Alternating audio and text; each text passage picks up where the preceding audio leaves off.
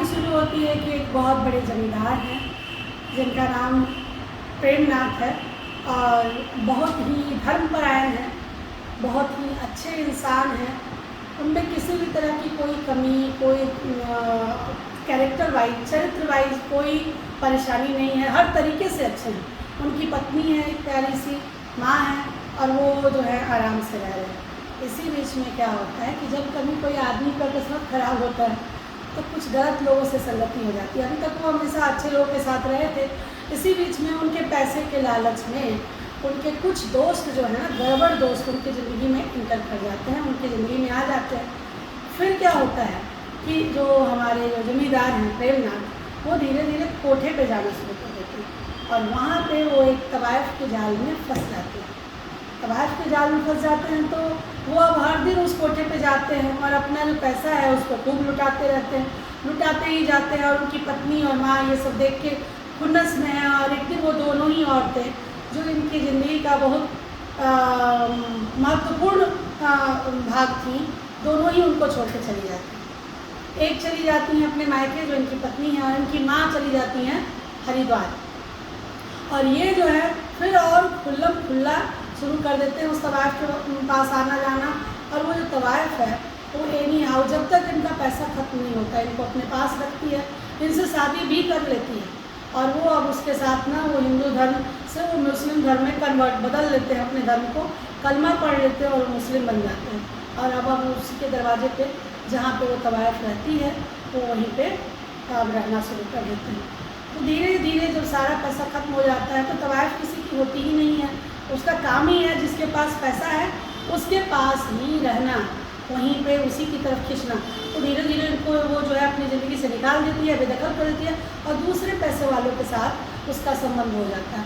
और ये इनकी स्थिति जो है, प्रेमनाथ की स्थिति जो है बहुत ही ख़राब स्थिति में चली जाती है। अब वो एक पुरानी मस्जिद में चुपचाप अकेले उसके चबूतरे पे पड़े रहते हैं। तो एक वहाँ पे जो एक ये है मौलवी है, वो इनको देखते हैं हर दिन और इनकी हालत तो इनको रोज़ दिन तरस आती है। ये रोज़ समझाते हैं तुम क्यों नहीं अपनी पत्नी को बुलाते हो, अपनी माँ को बुलाते हो, कुछ कहते क्यों नहीं। लेकिन तो ये कहते कि नहीं, किस मुंह से बुलाऊं, जब वो लोग मेरे साथ थे तब तो मैंने उन्हें इतना तंग किया है और हर तरह से परेशान किया है, उनकी ज़िंदगी को इतना ख़राब पोजीशन दे दिया। ठीक है, उनकी जो पत्नी है वो बहुत बड़े घर की बेटी है, ये माँ हरिद्वार चली गई हैं, लेकिन अब ये सोचते हैं कि किस मुँह से बुलाऊँ। तो मौलवी है वो कहते हैं कि थोड़े सहृदय मौलवी थे, तो कहते हैं कि देखो भैया तुम माँ को बुला लो। माँ तो अपने बच्चों के लिए दौड़ी चली आती है।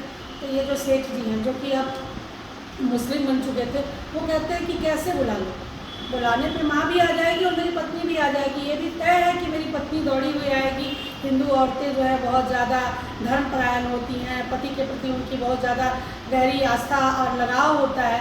तो लेकिन मुझे अब अच्छा नहीं लगता क्योंकि मैंने इतना बुरा किया है कि अब मेरी हिम्मत ही नहीं होती कि मैं अपनी पत्नी को बुलाऊं। लेकिन एक दिन इसी दुख में वो चबूतरे पे लेटे होते तो मौलवी साहब वो कहते कि जब मैं मरने लगूँ ना या मैं मर जाऊँ तो मेरे ससुराल वालों को ये एड्रेस है, वो एड्रेस बताते हैं कुछ पता लखनऊ का, कि वहाँ लोग को बता देना कि अब मेरा जो है मेरी मौत हो गई है।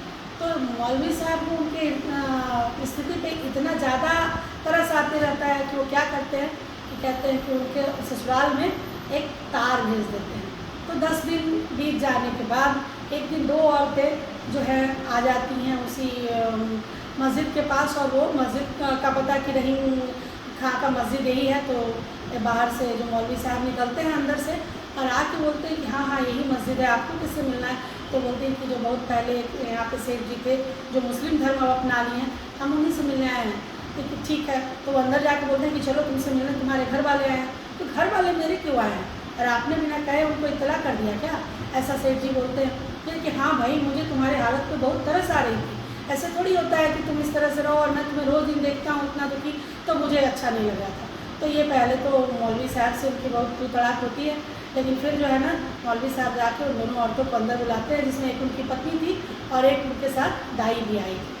तो जो पत्नी है उसको देखते हैं जब सेठ जी, तो उनके चरणों में गिर के घंटों वो दोनों बिना बोले हुए रोते रहते हैं। बिना कहे भी बहुत सारी बातें जो कही जाती हैं वो वही बातें थी जिसको कहना ज़रूरी नहीं था, दोनों एक दूसरे को देख के समझ रहे थे। और फिर से उनकी पत्नी बोलती हैं कि तुमने क्यों नहीं मुझे बुलाया, तुम्हारी इतनी ख़राब स्थिति थी, तुम एक बार ही मुझे अपना नहीं समझ पा रहे थे इसलिए तुम ऐसा किए। तो नहीं ऐसा है कि मैं तुम्हें किस मुँह से बुलाता, तुम लोग को किस स्थिति में मैंने भेज दिया, तो मुझे खुद भी शर्म आ रही थी। ये कि अच्छा ठीक है, तो क्या अब हम लोग साथ में रह सकते हैं क्या? तो सेठ जी कहते हैं कि अब मैं क्या बताऊँ। तो उनकी पत्नी बोलती हैं कि जब तुम इस धर्म में आ सकते हो तो इस धर्म से निकल भी सकते हो, इसके चलो हम लोग हिंदू धर्म में तुम्हारी शुद्धि करा दें। तो सेठ जी कहते हैं कि तुम जब बोलो तभी शुद्धि करा लें। और इस तरह से कहानी